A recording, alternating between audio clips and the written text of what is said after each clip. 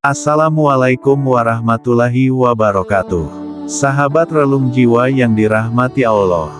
Tahukah kita, sejak Allah menciptakan Nabi Adam alaihi salam, iblis sudah bersumpah untuk menyesatkan keturunan manusia sampai hari kiamat. Ia berkata, "Demi kemuliaan-Mu wahai Allah, aku akan menyesatkan mereka semuanya, kecuali hamba-hamba-Mu yang ikhlas." Al-Quran Surat Sa'ad, ayat 82-83.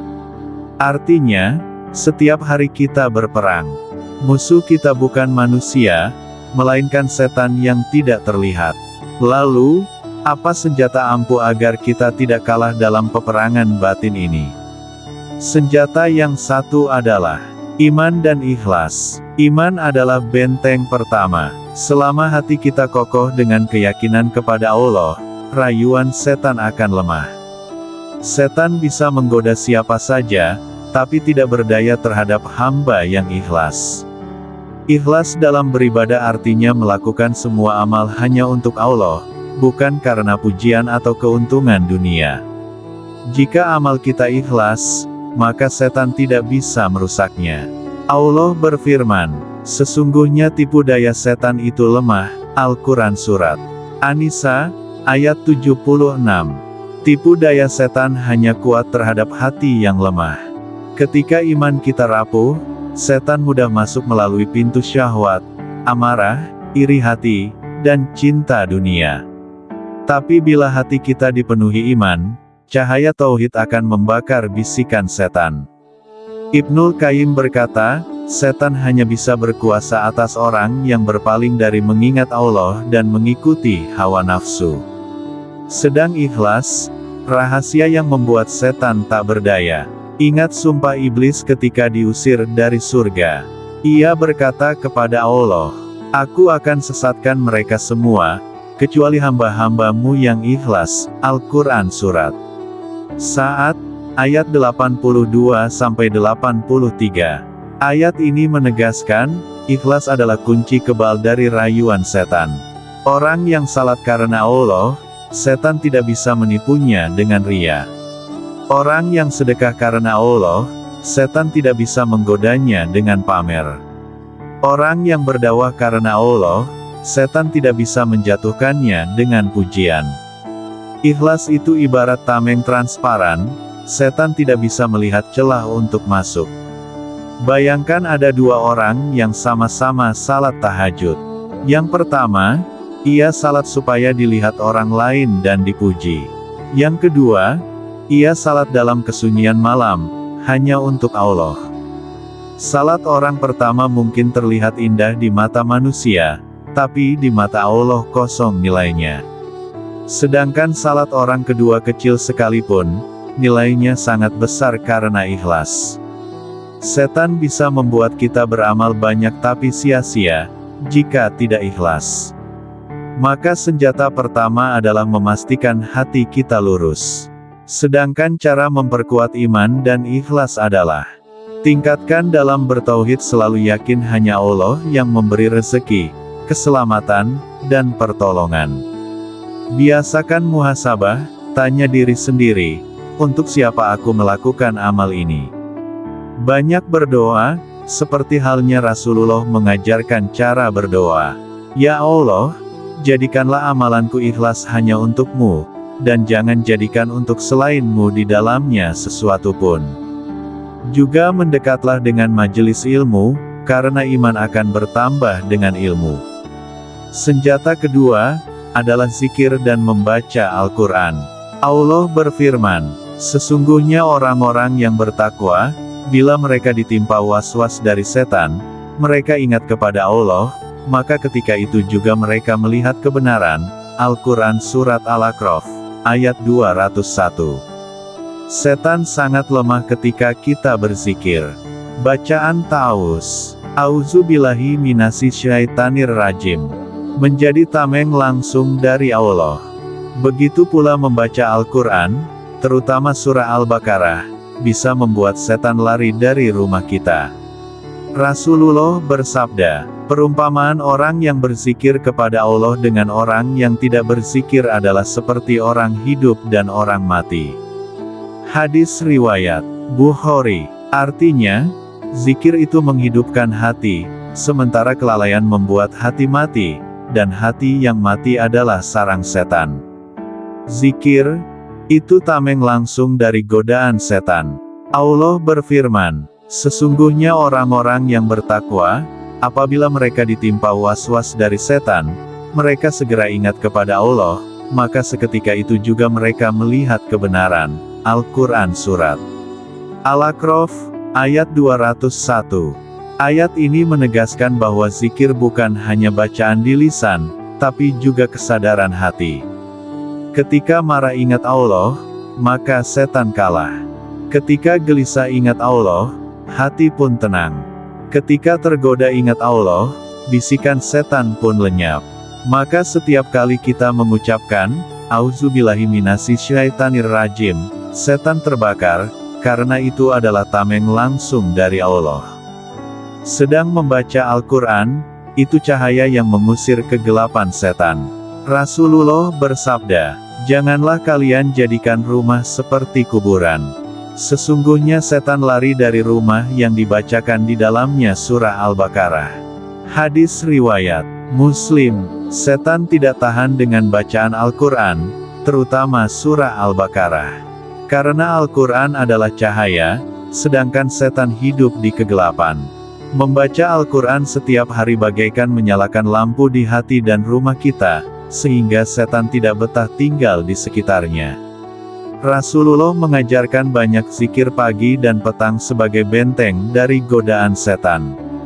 Contohnya, Bimilahi alazi la yaduru ma'asmihi syai'un fil ardi wala fis samai wa huwa as-samiul alim. Artinya, dengan nama Allah, yang dengan namanya tidak ada sesuatu pun yang dapat membahayakan, baik di bumi maupun di langit. Dan Dia Maha Mendengar lagi Maha Mengetahui. Barang siapa membaca doa ini 3 kali di pagi dan sore hari, ia akan dilindungi dari godaan setan dan keburukan. Berikut kisah nyata, Abu Hurairah dan pencuri makanan. Dalam sebuah hadits riwayat Bukhari, Abu Hurairah pernah ditugaskan Rasulullah menjaga harta zakat Ramadan. Lalu datanglah seorang pencuri yang berkali-kali ingin mengambilnya. Di malam terakhir, pencuri itu berkata, jika engkau membaca ayat kursi sebelum tidur, Allah akan selalu menjagamu dan setan tidak akan mendekatimu sampai pagi. Ketika Abu Hurairah melaporkan kepada Rasulullah, beliau bersabda, sungguh dia berkata benar kepadamu, padahal dia itu pendusta. Tahukah engkau siapa dia? Dia adalah setan.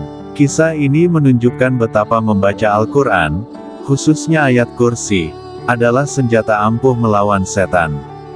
Biasakan membaca doa taus sebelum melakukan sesuatu.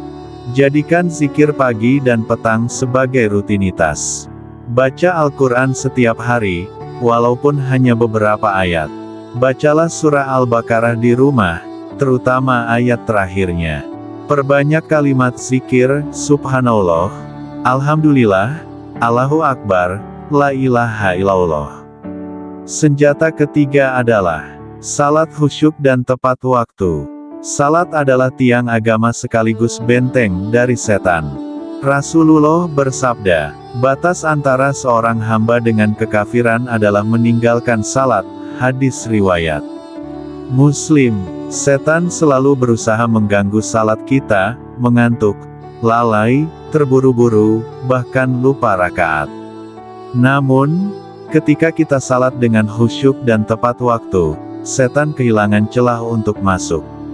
Allah berfirman, sesungguhnya salat itu mencegah dari perbuatan keji dan mungkar. Al-Quran Surat Al-Ankabut, ayat 45. Setan selalu ingin manusia jatuh dalam dosa, maksiat, dan kelalaian.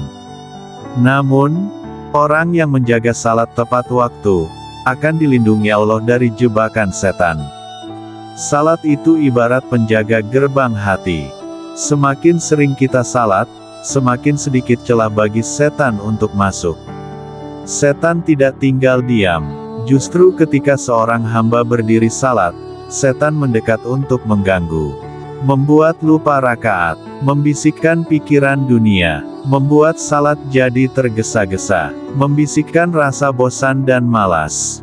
Rasulullah bersabda, apabila seorang dari kalian salat, datanglah setan, lalu mengacaukan bacaannya hingga ia tidak tahu berapa rakaat yang sudah dikerjakan.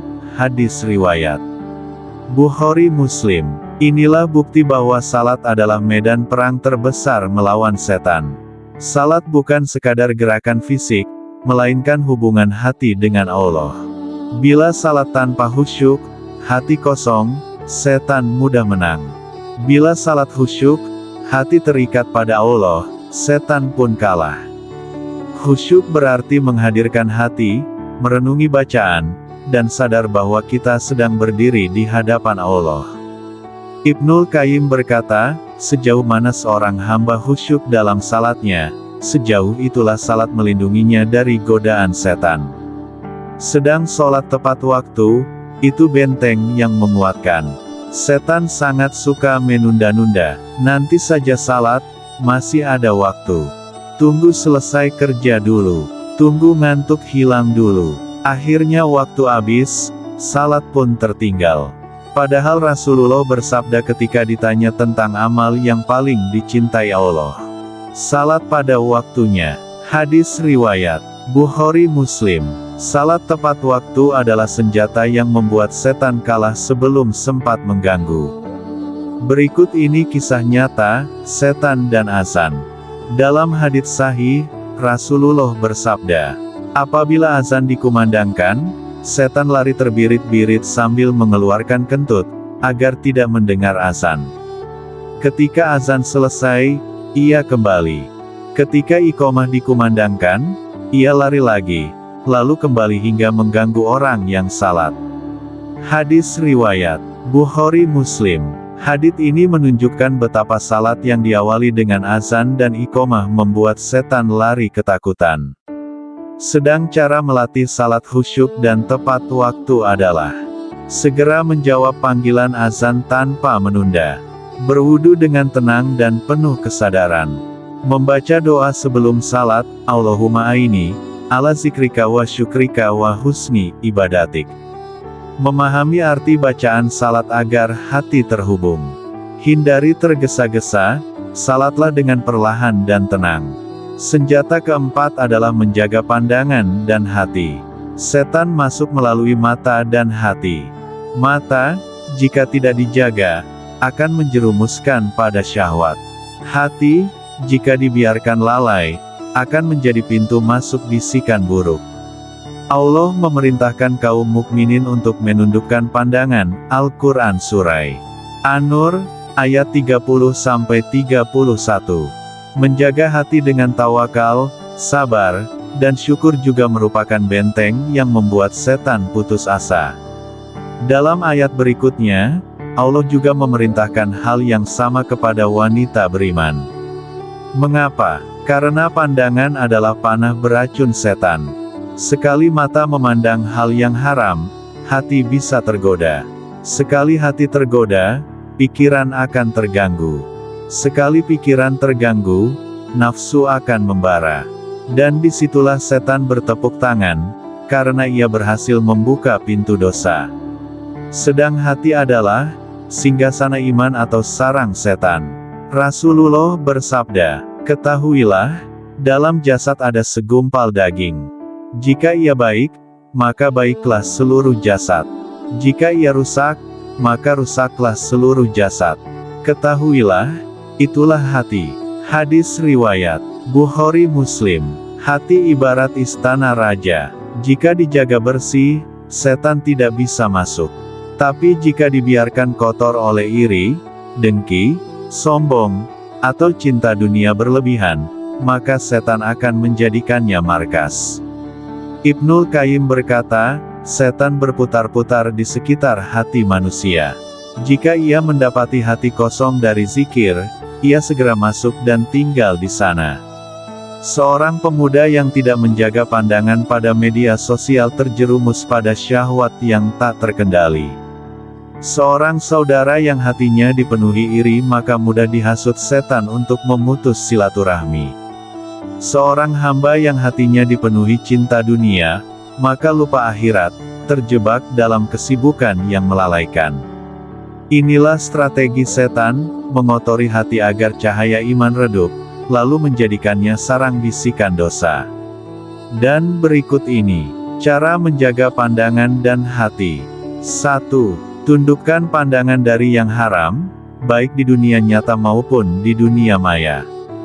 2. Isi hati dengan zikir, agar setan tidak punya tempat untuk berbisik. 3. Perbanyak istighfar, karena hati mudah ternoda, dan istighfar adalah pembersihnya.